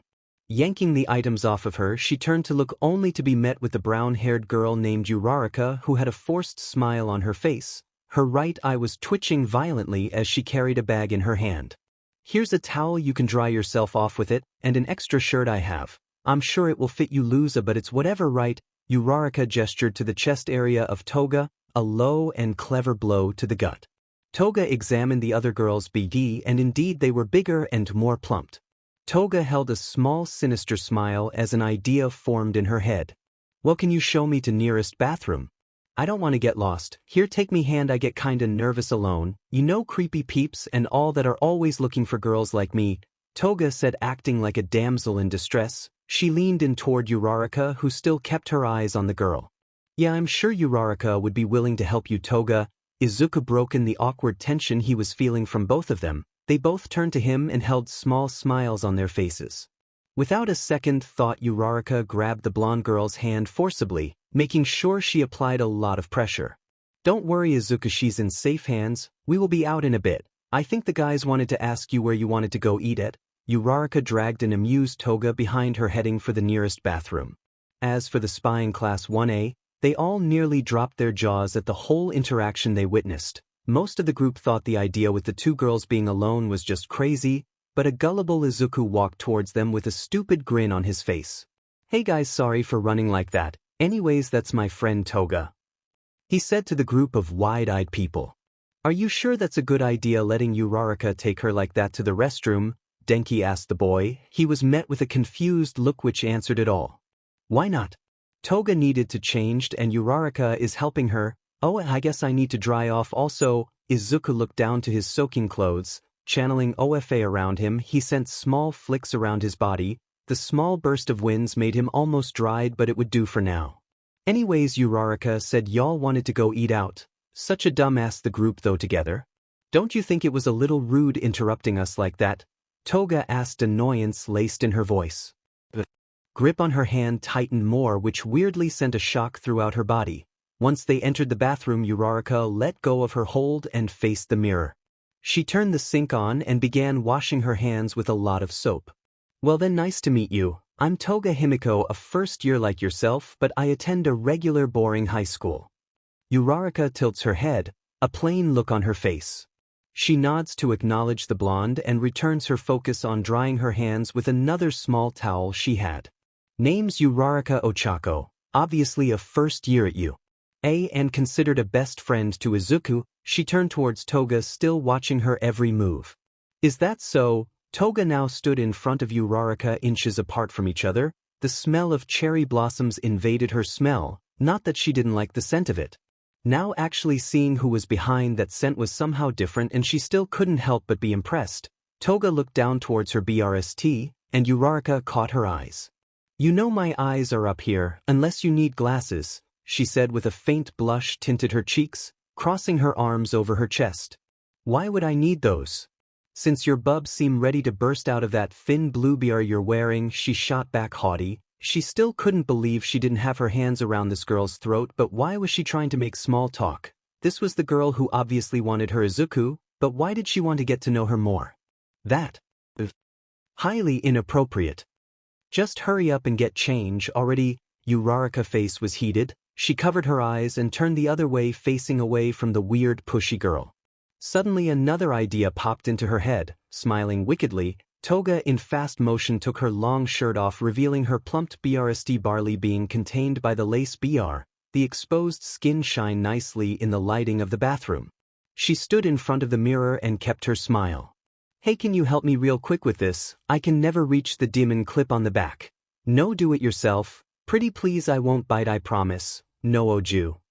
A true hero would do it if a person is in need. Toga finally silenced the girl behind her. She knew she struck a nerve, watching Uraraka slowly turn around facing her back. Toga has a perfect view due to the mirror's reflection of them. Hands covering over the blushing girl's face, she could hear her mutter some swears, but she didn't mind at all. She liked when the girl goes from being all tough to now a nervous mess, which was perfect entertainment. "Well, are we going to stand here all day or what?" "Shut up, I got this." Uraraka moves her hands away from her eyes to her sides. She slowly opened her eyes and looked down towards the girl's backside. She hated to admit it, but she liked the black lace beard Toga was wearing. It was devious but also classy, and Uraraka hated to admit it did look good on her as she saw the front of it from the mirror, and not to mention Toga's small smile. Ignoring her thoughts, she reached for the hook. Uraraka's eyes wandered over Toga's back. Jesus, was she abused or something? Uraraka remained quiet as she looked left, right, up and down her nice toned back. She was covered in scars, most were faint but some were recently. She lingered too long, which started to annoy but slightly amused Toga. "You know I'm not a canvas from an art show. Just hurry up with it, my bub are getting sore." Toga's remark earned her a yelp from the girl behind. Uraraka, without another hesitation, unclasped the BR, watching it fall into the sink. She tried to look away but couldn't move. She didn't want to admit it, but Toga was a very appealing girl indeed. Forgetting on being angry with a potential love rival for Izuku, she was lost in a trance as Toga turned around. Her pale large melons were now on full display. Uraraka was astonished, taking in Toga's hard light pink perky nipples. Her skin looked smooth and tender and ready to be played with. What the hell? Abort, I'm not into girls. You're supposed to intimidate her, not freaking admire her body. Uraraka was lost in her own world. Toga, now satisfied, moved past the girl, making sure her melons brushed against the girl's arm, which seemed to awoke her from her trance. "What?" Uraraka turned to see Toga bounce one last time as she put on the shirt Uraraka gave her. She became emotionally embarrassed at what had just happened. "I'm going to wait outside for you to finish." Uraraka made her way to the door and was ready to dive into the other side until, "I'd love it if we could be friends. A appealing girl like yourself can never have too many lady friends, right?" Uraraka's entire being, even her Uraravati soul, shivers when Toga starts laughing at the discomfort of the other. Uraraka didn't want to admit it, but the sound is sweeter than honey and her smile is bright as the sun, making the brunette silently interested in her more. Now that she's having somewhat of a conversation, Toga waits for Uraraka to finish her rant about how indecent she was and careless. "You're so adorable." Toga leaned over and hugged the other, squealing. Her entire body was pressed up on Uraraka. Her knees were next to each side of Uraraka's thighs. The anti-gravity woman reacted by trying to shove off the other, but Toga was seemingly stronger. Toga traced the tips of her fingers along the other's cheeks. She hummed, "You know I always get what I want, whether it be an item to a person you know. At first I was going to either beat the CRP out of you or maybe worse since I know you like Izuku, but I changed my mind. Your cheeks are flushed and all I'm doing is talking to you." This an awkward position. Uraraka's intense glare came back almost like a SWH went off. "The same can be said about me. I wanted to lock you in this bathroom and make up some excuse to Izuku that you ran off or something, not to mention you're in my personal space. Wow, aren't you the mood swing switcher? 1 minute you're nervous, then the next you're all tough again, Toga whined, the pads of her thumbs softly squishing Uraraka's cheeks. I just wanted to get a closer look at you. Maybe I do need glasses. Your cheeks are so red. It makes me wanna. Her eyes were halfway closed, suddenly in a daze from leaning towards Uraraka's neck. Uraraka pushes the girl off her with one final struggle, and suddenly Toga was in the air. She saw her surroundings start to shrink from below as her head bumped the ceiling. She gave out a soft yelp, then pouted, crossing her arms. Hey, that's not nice, you know it ain't my fault you're cute. Toga groaned, flailing her arms around. It only made it worse, her body suddenly upside down as she did so. She felt funny being weightless, like it was some new type of drag. Needing more, Toga started to fantasize on the many useful things with this quirk, the pleasures they could experience. Man, this girl is weird. Why did I have the feeling she was heading for my neck? Was she going to do something? If this is getting awkward. I can't help but feel like she's flirting with me, Uraraka huffed, shuffling to the other side of the restroom. She pulled a plastic bag she had stuffed in her bag and began to place the other girl's a shirt and the towels in it. Hey, so do you really like Izuku? Because it seems to me it's more of admiration or some. Hearing the still floating girl behind her made her body move on its own. What next surprised Toga and even Uraraka. In response, Uraraka walked below the floating blonde and tilted her to face her. Toga faced the other, seeing first Uraraka's chin, then her pink plump lips. Her cheeks dusted pink as she leaned forward. Her lips brushed along her cheek, reaching a stop against her ear, and same implied to her hands holding her shoulders. Toga shut her eyes for a brief moment. The slow breathing of Uraraka was turning her on even when she's upside down and vulnerable. Then Uraraka whispered, "Release." With a snap, Toga plummeted to the tile-like floor, luckily inches away from the sink and trash can attached to the wall. Her head was the first to collide with the ground. That was a PP move, you trying to kill me or something? Let's just say that's payback for making me feel uncomfortable. Uraraka's irritated sigh was obvious, reaching a steady hand out to the other. And hey, besides I'm not completely evil sort of. Toga chewed her lip in annoyance. That seems fishy. Maybe you hoped I was knocked out so you can run into Izuku's arms and leave me here. Clever, I must say. Uraraka hummed. I know it sounds perfect, but one thing, I could have just opened the door and let you float all the way to the atmosphere. That way they will never find your body, but I didn't do that, she finished with another strained smile. Toga's eyes lit up. Uraraka hasn't ever admitted to wanting to doing something like that to anybody before. She has met a lot of strange and annoying people such as Bakugo, but never wanted to use her powers for harm.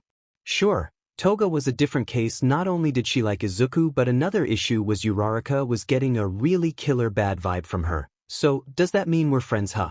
Since you changed your mind. I didn't say that.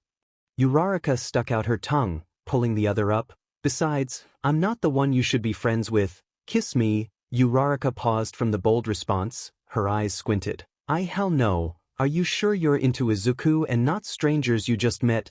Toga never understood the idea of true love. Sure, it was supposed to be warm and fulfilling, but in her heart, it just wasn't the same feeling as her ingesting someone's BLD or pleasuring herself. Sure, she liked Izuku a lot, but not like being in a strict relationship, unless she does. Love was a touchy topic, but Toga couldn't help but being attractive to certain people. She could smell a person's BLD when standing near them, and it excites her. Izuku's BLD was so warm, and it filled her with happiness, not to mention he's a cute, well-built guy with a set of goals in life. But Uraraka, on the other hand, was also very appealing, well-built, powerful quirk, and not to mention Toga could tell she had different personalities, practically smelling it off of her, and she wanted more, she needed more. Looks like she has another target.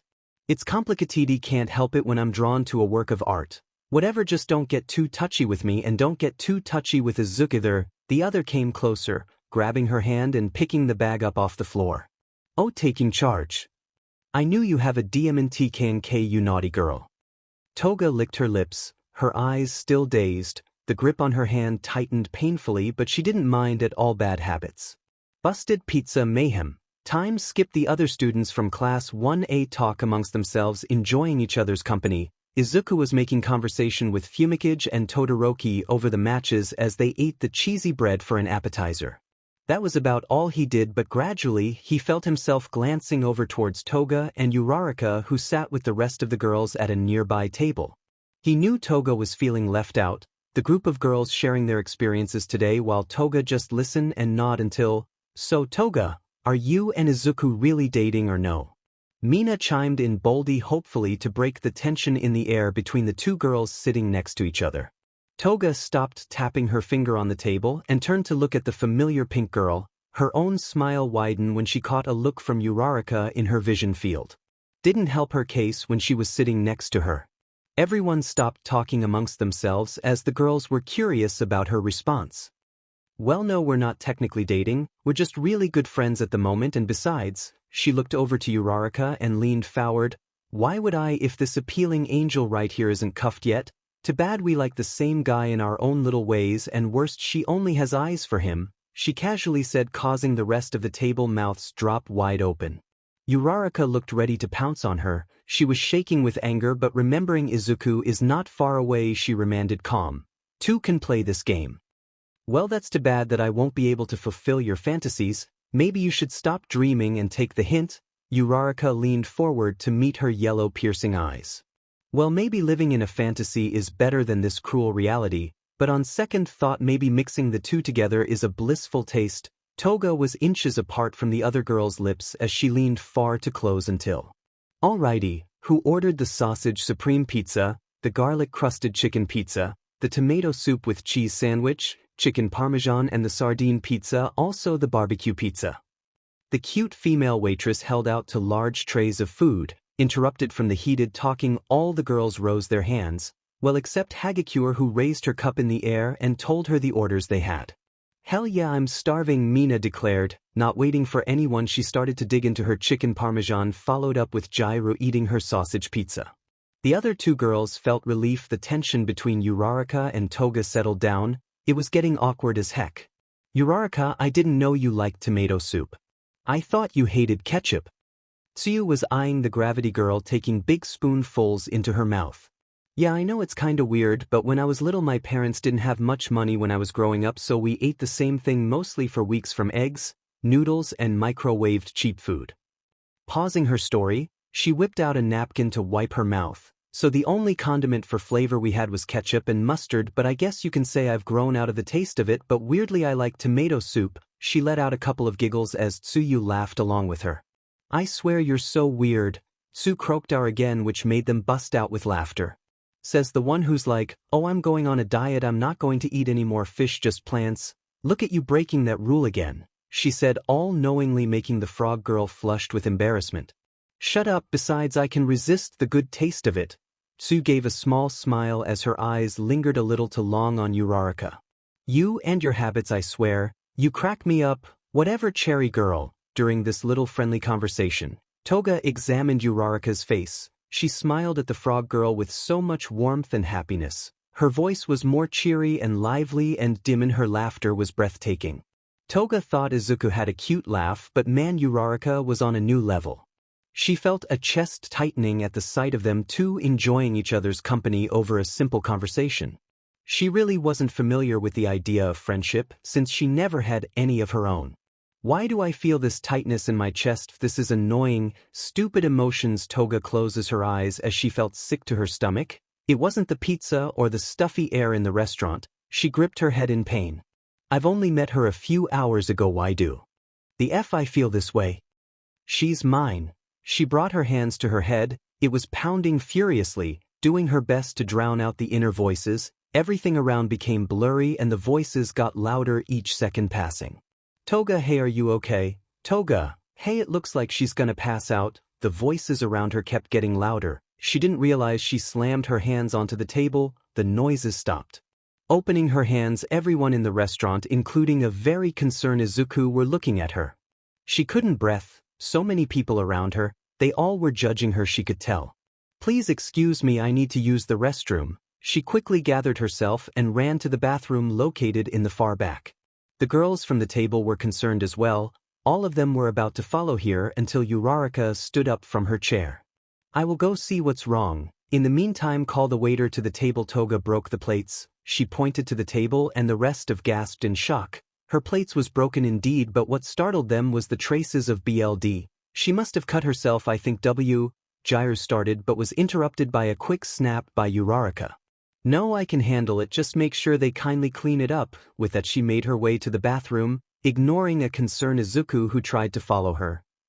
Warning. Spicy scene ahead. Several small pieces of the dinner plate shards were embedded into her hands. Small cuts were bleeding slightly, probably because Toga kept trying to pick the pieces out. Toga sighed in slight pain, grabbing some toilet paper and began to press it down on the cuts. She gritted her teeth. She couldn't believe she made a fool of herself. This is why she hates public places. It always makes her feel small and weak. Thing, she muttered softly and smiling in pain. She managed to get most of the shards out and the bleeding seemed to have stopped. She chucked the bloody piece of toilet paper in the toilet and flushing it. She walked out of the stall. Looking at herself in the mirror, she couldn't help but feel pathetic. She always disliked her image as a person, large cat-like eyes, sharp canine teeth, a smile that freaks people out, and not to mention her complicated personality is a few main reasons why she didn't have many friends, mostly the reason why her family left her to rot. Toga! She flinched and whipped around to face Uraraka standing in the door looking at her. She had tensed up majorly thinking it was going to be Izuku to come check on her, so the sight of Uraraka made her feel funny. What are you doing here? Toga replied after a few seconds and smiling in slight relief. Uraraka looked at her with the same stern look she had on her earlier. Her hands were crossed over her chest. Oh, I don't know. Maybe because you decided to slam your hands on the table, in the process breaking a plate, and not to mention, Uraraka said, walking up to her. Toga tensed up again. She winced when Uraraka grabbed her hands forcefully. You didn't do a very good job getting all the pieces out. Sorry. For what? Acting like a child. I just can't help it, and also sorry for taking you away from your conversation from that frog girl. Looking down, Toga was amazed at the sight of the smaller pieces floating from her small cuts into the air, a few droplets of her BLD as well. Her name is 𝗬𝗪, and it's alright. Besides, we have dorms next to each other so we can continue it at campus. Uraraka words stung Toga again. She felt that same feeling when she watched them talking. Jealousy is a beach. Quickly Uraraka began to clean the cuts with soap and water. She pulled out a mini med kit which made Toga chuckle. On how the F did she get that? Covering her cuts in bandages to make sure they would stop bleeding. So why do you like Izuku? If you don't mind me asking. Toga could see Uraraka tense up from her sudden question, but nonetheless she sighed. I admire his strength, his ability to make others around him laugh and feel safe, his strong sense of nature for heroic deeds, and not to mention he makes me smile and laugh at the stupidest things. He's very handsome, but a pervert if I do say so myself. Her eyes drifted to the side. Why do you like him? If I must ask. It's kinda complicated. I see him as a strong young individual. He is adorable and very gullible. Yes, he is a pervert, and to be honest I really don't know. I just get this warmth from being near him. He makes me feel safe and normal. No one ever acknowledged me like he has, and I felt special by it. Huh, sounds like you're just dreaming all this up. Oh yeah, I bet you want him to make you feel safe, if you know what I mean. Maybe you want to bend over while he pounds you from behind. Ouch. Uraraka tightened the bandage around her hand. A vein appeared on her forehead. Maybe you're the one dreaming too much. I thought Izuku was pervert, but 𝗵𝗃 your worst. Oh please, I can tell you're a kawaii girl. I can practically smell it off of you. Besides, I saw you staring at my 𝗵𝗃 scars earlier. Toga smirked as the other girl started to shuffle back and forth. You don't know anything about me, Uraraka muttered, almost finished with the bandaged. Likewise, maybe we can share our stories. Uraraka groaned. Will it shut you up if I do? She earned a nod from the blonde girl, sighing heavily.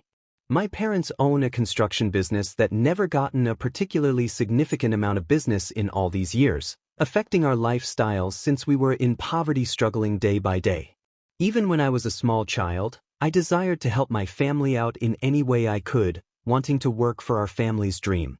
However, my father always told me that the way to truly make him and my mother happy would be for me as their daughter to achieve my own dreams. As a result, I aspired to become a pro hero, wanting to help people in need when they need it and make enough money to give to my parents so they can have an easy life. Uraraka looked down to the grown, remembering her reasons for becoming a hero, mostly just for money. At first she felt ashamed for it, but Izuku made her realize that she's doing this for her family's sake, and that's very noble of her. Wow, sounds like you really love your family. They must be proud of you. That's a very kind thing for you to do. Most heroes would leave or abandon theirs and become ignorant because of the popularity. I would say you're very humble. Toga finished her speech, giving her best normal smile she could muster to the brunette. Uraraka looked up to meet her smile, which oddly warmed her body. Thank you, now your turn, she points to Toga.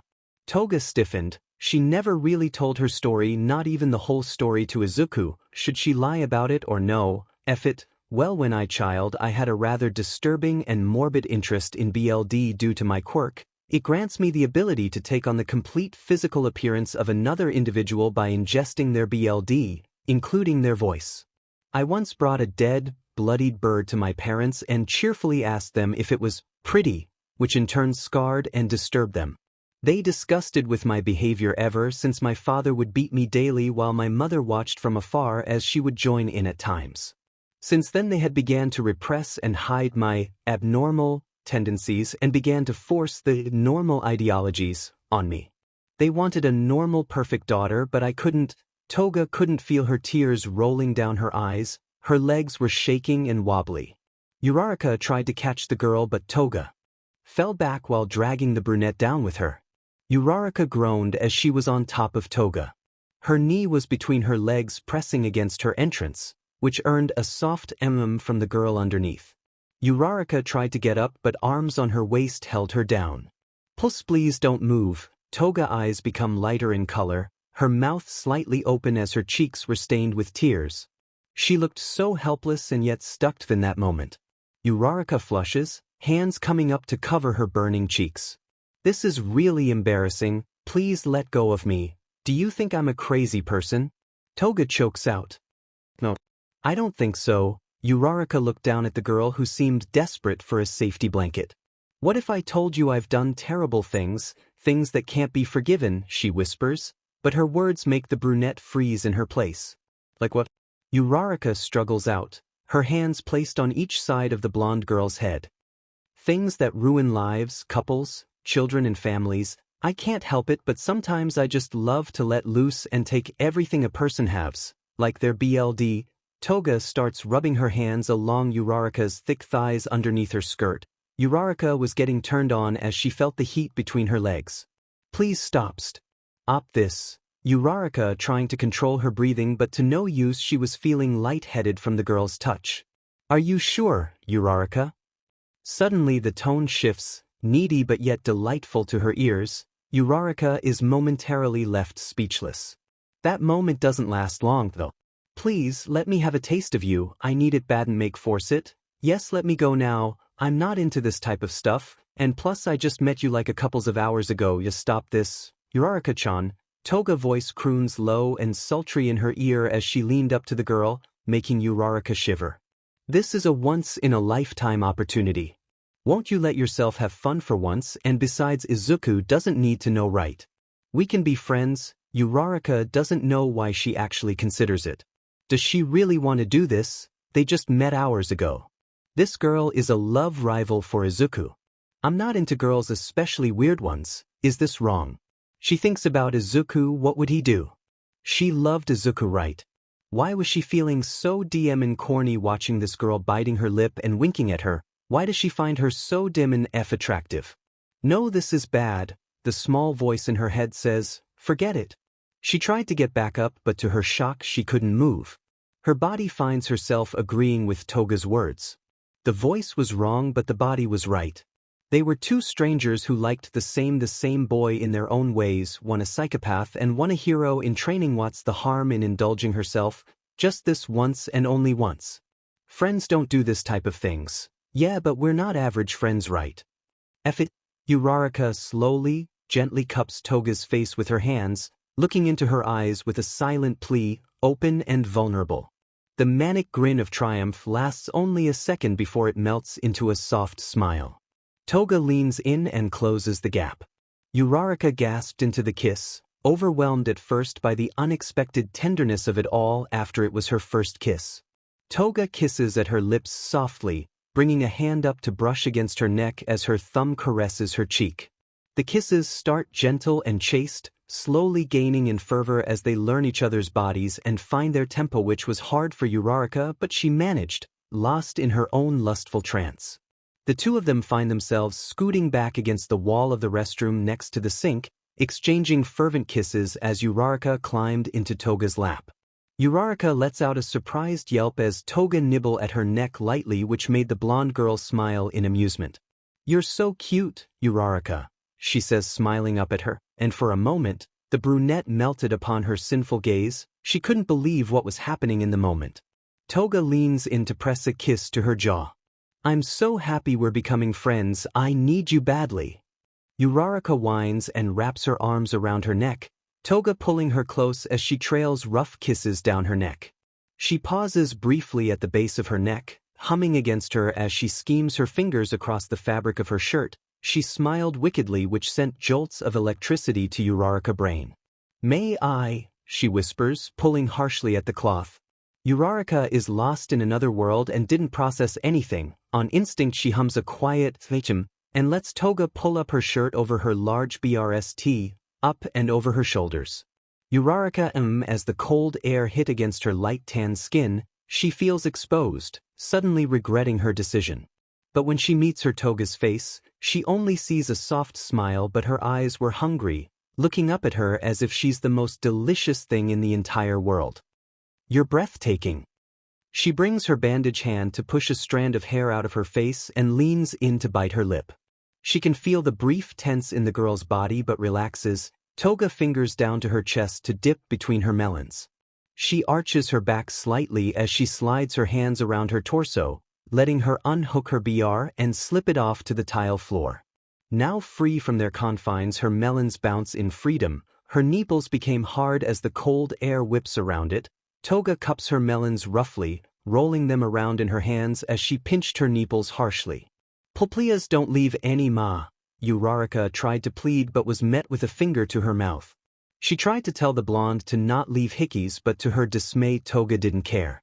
Toga licks up the side of her beard, sucking at the skin. She started to leave faint marks all over her, which made Uraraka in pleasure. Her lips eventually reach her soft NPL, latching onto it and giving it a tender SCK. Uraraka's breath hitches and her back arches, not quite ready for the feeling of pleasure that courses through her with that act. Toga smiles and sucks at it again, seeming to enjoy the feel of her NPL against her tongue as she nibbles on it. Uraraka squirms underneath above her as she starts to feel the effects of her teasing, her underwear becoming uncomfortably and embarrassingly wet. Toga senses her discomfort. Without warning, her hand slides up Uraraka's skirt. Looking up, she was met with a dazed Uraraka who looked ready to collapse from the overexcitement.